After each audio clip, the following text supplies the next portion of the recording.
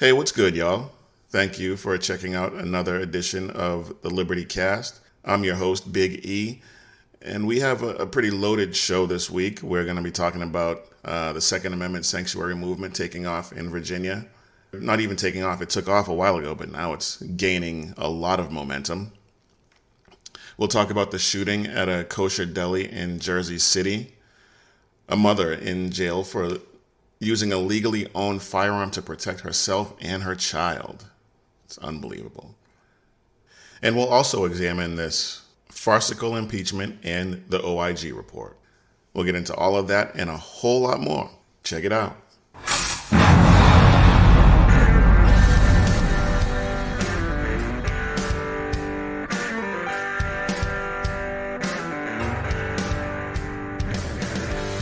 A well-regulated militia being necessary to the security of a free state, the right of the people to keep and bear arms shall not be infringed.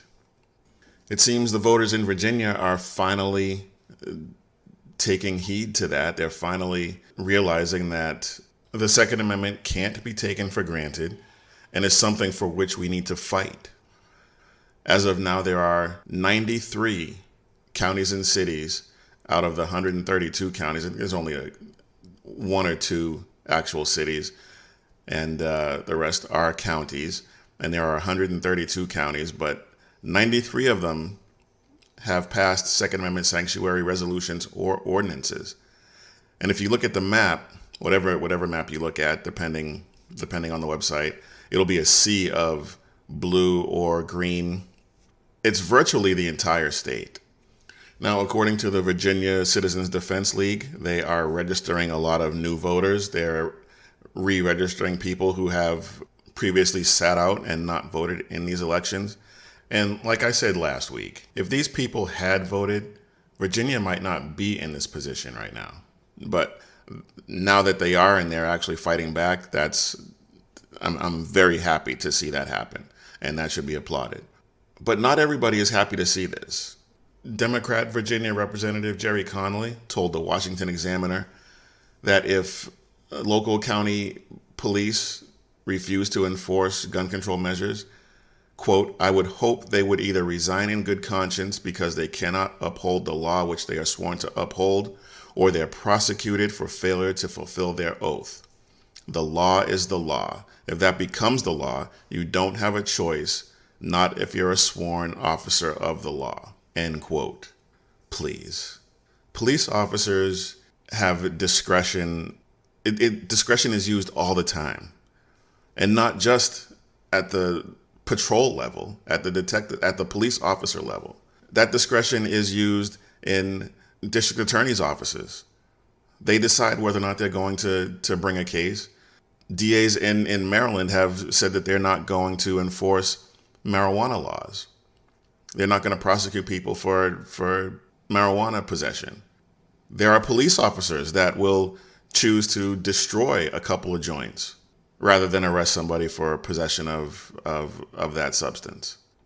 So when it comes to a constitutional right, why wouldn't you expect a police officer to exercise some discretion in that regard? Another Virginia representative, Don McEachin, suggested cutting off state funds to counties that do not comply with any gun control measures that pass. And McEachin also said that Governor racist Ralph Northam should call in the National Guard if sworn police officers refuse to enforce this unconstitutional law. What? I mean, some ridiculous stuff comes out of Washington. Wow. This is one of the most ridiculous things I've ever heard. First, does he realize that the National Guard is made up of Virginians who are likely some of the people that showed up at these Board of Supervisors meetings in support of these Second Amendment sanctuary resolutions? Now, is Ralph Northam dumb enough to actually do this? I think he's a complete idiot. And so that question is up in the air. It wouldn't surprise me. But given the fact that the Virginia National Guard is made up of Virginians, this is likely to backfire huge. And of course, there will be some members of the National Guard that would blindly follow these orders and attempt to do it or be willing to do it. But I think that if that were to happen, if he were to call up the National Guard for this purpose, it would cause massive discord among the ranks. Well, maybe not massive, because I don't know that there'll be that many, but like I said, there will be some. But it would cause problems that these anti-Constitution zealots can't even fathom. And that's dangerous. Another Second Amendment issue I want to talk about today is in Decatur, Illinois. A woman is facing charges of aggravated unlawful use of a weapon because she didn't have a concealed carry license. She's being held on $75,000 bond. Now, this woman had several injuries to her face from the man who was battering her, who was the father of her child, but he was beating on her while she was inside of her vehicle. She actually had a shunt in her head from a previous injury inflicted by this guy. So a blow to the head could have been fatal. But the scumbag that was beating on her is already out on the street on a $10,000 bond.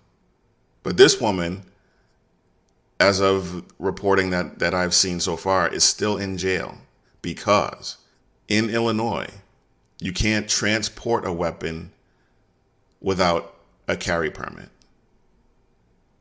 Now, she did legally own it. She bought it legally, but she was not allowed to have it in her vehicle.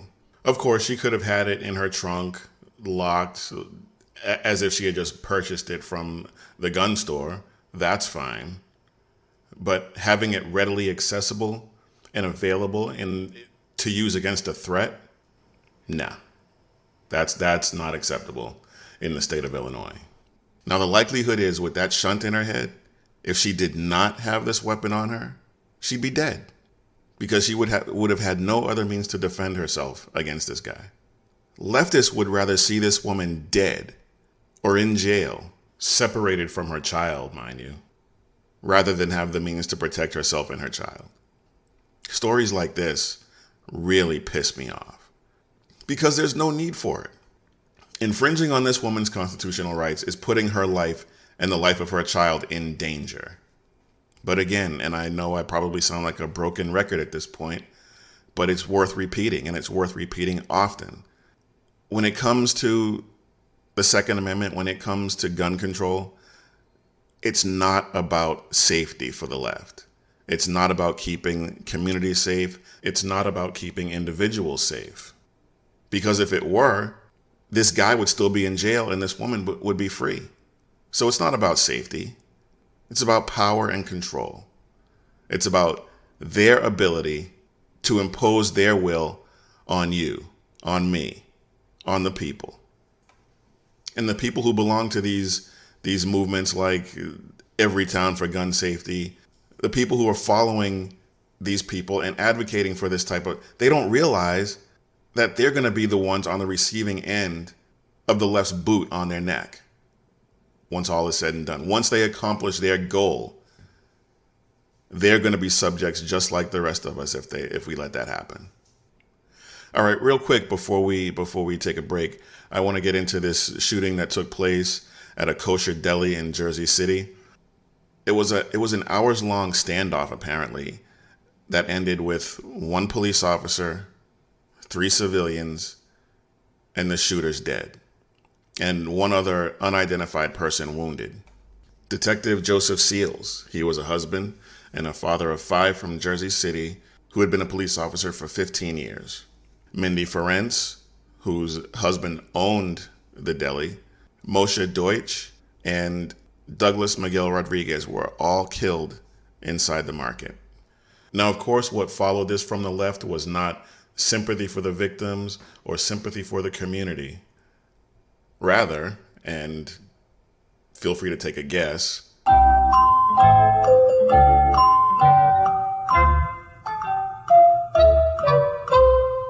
if you guess calls for more gun control, then you get a gold star because you've been paying attention. Now, one of the suspects, whose name I will not use, was an Army vet with a criminal history of domestic violence and weapons charges. This person was a convicted felon, so it was illegal for him to own or possess any firearm. None of the laws currently on the books did or could have prevented him from getting those weapons. We've talked about this before, how the DOJ conducted a study into how criminals get their weapons, and they interviewed a number of incarcerated felons who talked about where they get their firearms from. Almost none of the methods by which these felons got their firearms were through legal channels. Now, there's a possibility, and we don't have any of this information yet, but there's a possibility that the second suspect, who had no criminal record, could have legally purchased the shotgun that was used in this attack. But the AR platform rifle that was used is banned in New Jersey. So tell me again how infringing on the rights of law-abiding citizens makes us safer. Try making that case to the families of Mindy Ferenc, or Moshe Deutsch, or Douglas Miguel Rodriguez, or Detective Seals. We could spend all day relitigating all the reasons why the left is so completely wrong on this gun control nonsense. But there's another component to this story. Joyless Behar went on The View with Governor Chris Christie, former governor of New Jersey, and said this. You will concede that the nationals, these white nationalists, have been let out of their holes. It's an awful, divisive time when you're allowing folks to be able to express these kind of views, no matter how they are, no matter what the ethnic, religious bias they have. That's got no place in this country, never has. And we, all of us who feel that way, need to continue to be speaking out against it and drown their voices out. Now, I like Chris Christie's response because he didn't feed into Joy's narrative, but he also made a clear case for why whatever the bias is, that it needs to be condemned. And just as President Trump has said repeatedly, white nationalists should be condemned totally. But the problem is that this attack was not carried out by white nationalists. They were black supremacists. Now, it's not clear yet if the two shooters were actual members, but they were followers of and sympathizers of the Black Hebrew Israelites. Remember them? Because listen, you a $5 Indian. You right, go over there, you $5 Indian. You ain't no child of God. You are the devil. You a fake damn $5 Indian. That's right. Go that way. You're not That's our right. people. Stop trying to. You always want to take our culture. That's right. Just like the white man. That's he right. wants to be the Egyptians. That's right. He wants to be the Israelites. Right. He wants to be everybody. Here go this damn demon. So, because you blowing ram horn doesn't make you our people. And that's right. You're a damn a culture vulture. That's right. You're a culture vulture. No, all nations. You're a damn blue-eyed demon. You damn devil.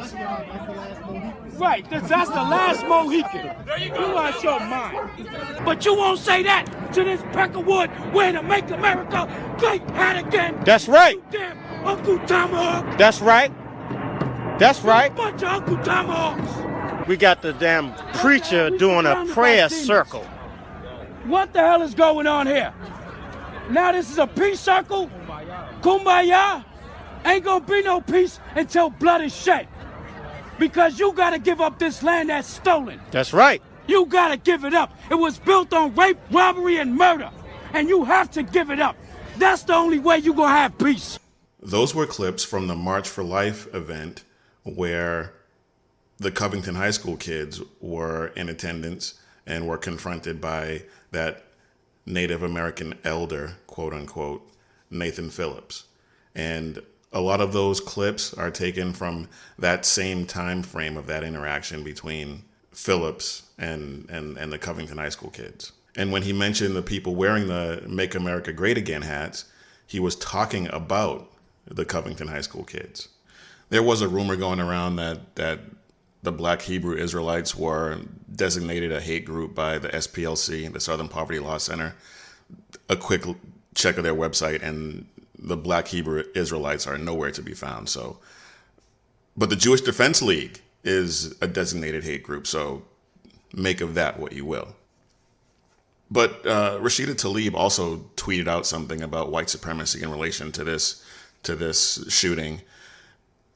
Now, you would think that as many times as the left has been burned by jumping the gun without any facts, that they would sit back, take a beat, and maybe wait for some facts to come out before opening their traps. But I mean, that's fine. Keep doing what you're doing. Keep making fools of yourselves, because that just makes conservatives' lives that much easier. It makes it that much easier for us to beat you in the election. So go for what you know, leftists. But speaking of making fools of themselves, leftists are continuing the march by keeping this impeachment farce going. And we'll get into that after this quick break.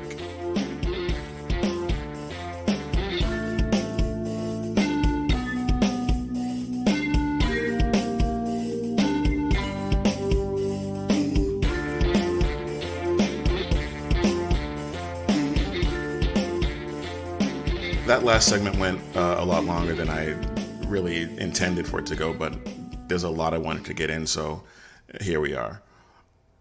But as far as this next topic, I'm gonna try not to spend a whole lot of time on it, because it's one of those things, as I've said before, there are a bunch of people doing great work with getting this information out there, talking about Dan Bongino, Molly Hemingway, Greg Jarrett.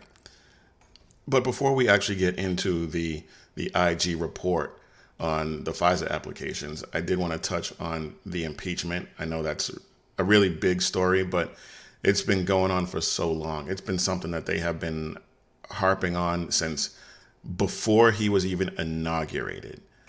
And here now they have taken the next step in getting what they have so longed for. Today, in service to our duty to the Constitution and to our country, the House Committee on the Judiciary is introducing 2 articles of impeachment charging the President of the United States, Donald J. Trump, with committing high crimes and misdemeanors. The first article is for abuse of power. It is an impeachable offense for the President to exercise the powers of his public office to obtain an improper personal benefit while ignoring or injuring the national interest. When the House investigated and opened an impeachment inquiry, President Trump engaged in unprecedented, categorical, and indiscriminate defiance of the impeachment inquiry. This gives rise to the second article of impeachment for obstruction of Congress. Here, too, we see a familiar pattern in President Trump's misconduct. A president who declares himself above accountability, above the American people, and above Congress's power of impeachment is a president who sees himself as above the law. So with that first article, 2 things jump out at me. First, President Zelensky said repeatedly that he felt no pressure to do anything. So they're basically calling President Zelensky a liar. And second, Joe Biden hadn't announced yet that he was going to be running for president. So asking President Zelensky, the Ukrainian government, to look into whatever corruption may have gone on with Joe and Hunter Biden, what impact could he have foreseen that having on any election in 2020? It just doesn't make any sense. This second article, obstruction of Congress, it was used against Nixon. It was used against Clinton. Now, Clinton actually lied under oath to Congress. He subsequently admitted to his lie. So I can understand that rising to the level of an impeachable offense. What has President Trump obstructed? He released transcripts that prove that everything that they're saying is a total lie. Okay, so he has fought a number of subpoenas, and he's adopted what some have called a warlike posture against this investigation. But they have to prove some sort of corrupt intent. They can't just make up intent like Adam Schiff did. They have to prove it. They haven't proven anything. They haven't proven that any crimes have been committed. They haven't proven squat. They failed so spectacularly at proving anything that even Democrats are voting against it. And one Democrat is actually planning on announcing this week that he's switching parties. It's just so ridiculous. But I wanted to touch on that because obviously it's a big news story and something we need to be aware of. But I wanted to move on to the Inspector General report that was released this week. Now, here again, the IG report disproves everything that the left has been feeding us over the past 2.5 years. They've been telling us that the dossier had nothing to do with the decision to spy on Carter Page. Yet on page 6 of the executive summary of this report, quote, "We determined that the Crossfire Hurricane team's receipt of Steele's election reporting on September 19, 2016 played a central and essential role in the FBI's and department's decision to seek the FISA order." Yeah. So pretty much everything that John Brennan, James Clapper, all the talking heads at CNN and MSDNC, everything that they've been telling us about this dossier and how it was incidental and had little, if anything, to do with the decision to surveil Carter Page is a lie. Now, I could go on for hours talking about how the left tried to tell us that they corroborated everything when they didn't. Just all kinds of lies and misinformation that they've been spouting. But I want to focus on, well, Michael Horowitz had outlined 17 errors in the FISA applications to surveil Carter Page. I'm not going to go down all 17, but I do want to focus on some, and perhaps the most egregious is the error, quote unquote error, where they alter an email to make it seem as though Carter Page was not in contact with Russians while working for another agency. Maybe I'm not expressing that clearly. Page was in contact with Russians on behalf of another agency. An email corroborating that was altered to make it seem as though he was not working on behalf of another agency. As the OIG report details, an assistant general counsel in the FBI altered an email, fabricated evidence, and reading from the OIG report, specifically the words "and not a source" had been inserted into the email. That email then was sent on to the officials responsible for making the decision to go forward. And as the report said, let me read on page 256 of the OIG report, the final paragraph, consistent with the Inspector General Act of 1978 and following OIG's discovery that the OGC attorney had altered the email that he sent to the supervising agent, who thereafter relied on it to swear out the final FISA application. So the men and women at home need to know what's happening. A lawyer at the FBI creates fraudulent evidence, alters an email, that is in turn used as the basis for a sworn statement to the court that the court relies on. Am I stating that accurately? That's correct. That is what occurred. If you or I fabricated evidence like that, we would be charged with obstruction of justice, perjury, a whole host of other offenses. Now, for me, this finding is the only one I need to confirm that the FISA warrants were illegally obtained and Carter Page was illegally spied upon. It's something that I already knew and anyone paying attention already knew, but this finding right here by the Inspector General solidifies that for me. It's the fruit of the poisonous tree doctrine. If your methods of gathering evidence are tainted or corrupt, any evidence obtained subsequent to that as a result of that corruption is also tainted. But there were 16 other errors noted. such as the assertion that Steele was not the source for a Yahoo News article about Carter Page's Russian contacts, even though that Steele admitted to being the source of that story. This news story was used as corroboration for the dossier that Steele put together, which, as we've already established, was central and essential to obtaining the FISA warrant. They left out Page's statement where he stated that he never met Paul Manafort, and Manafort never responded to any of his emails, which contradicts the assertion that Page was acting as an intermediary between Manafort and Russia. It's not possible for there to be this many errors in an investigation and have that investigation be properly predicated. The report states that there was no political bias involved at all in the decision to begin surveillance on Page. Again, anyone paying attention to any of this, even the least bit, knows that there was bias involved in the decision-making process and knew it a long time ago. Now, usually when there are two completely different stories, the truth often lies somewhere in the middle.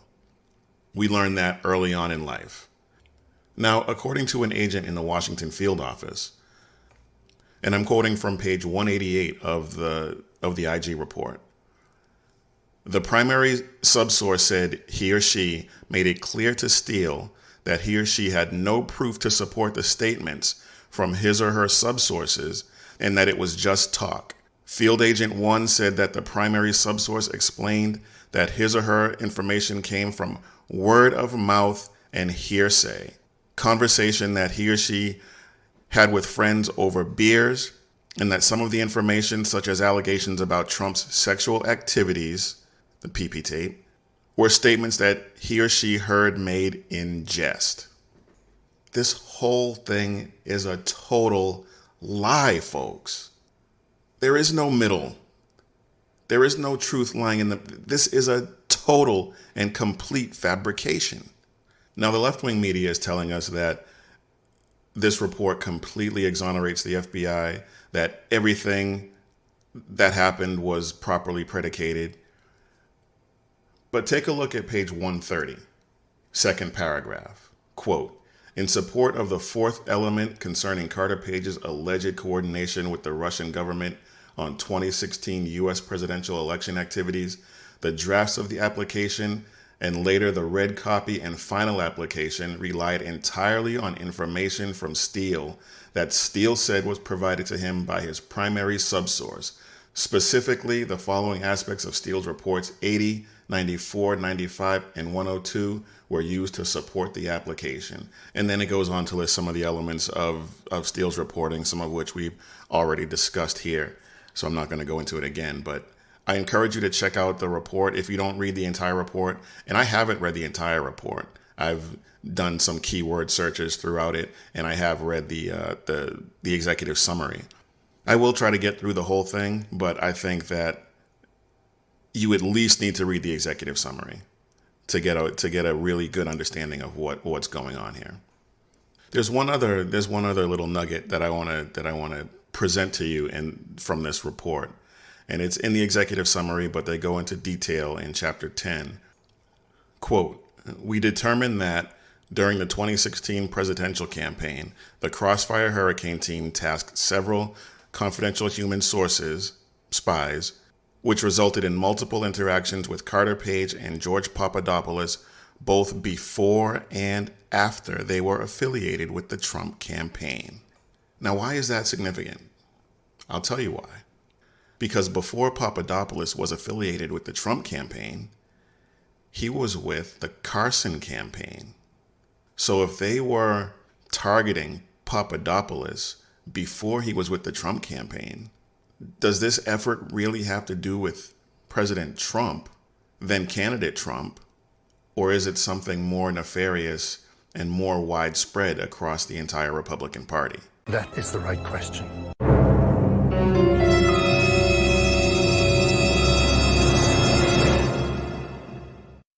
All right, y'all, there's so much more we could get into, and I'll have some really great articles for you about this on the website. But Right now, we're going to go ahead and take another quick break. And when we get back, we're going to talk about a subject that I haven't talked about in quite some time.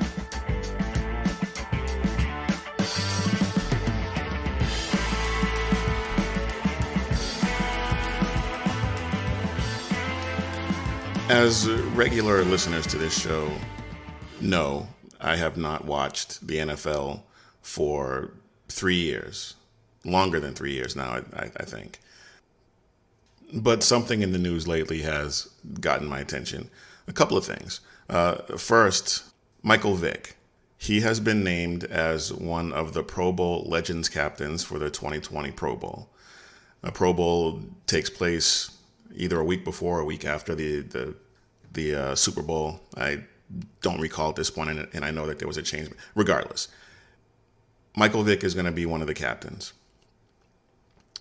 Now, I know he was reinstated to the NFL. I know he served his time, and I know that some people have forgiven him for his crimes and his role in dogfighting and the horrific treatment that a lot of those dogs suffered at his hands and hands of the people who worked for him.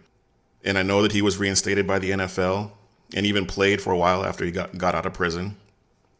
So as far as the NFL is concerned, having him participate in this event is within the rules, and they're standing behind him in supporting him in his rehabilitation, so to speak. Okay, whatever. They're a private organization. They can do what they want. But they have a huge problem with the optics of that. Optics in general.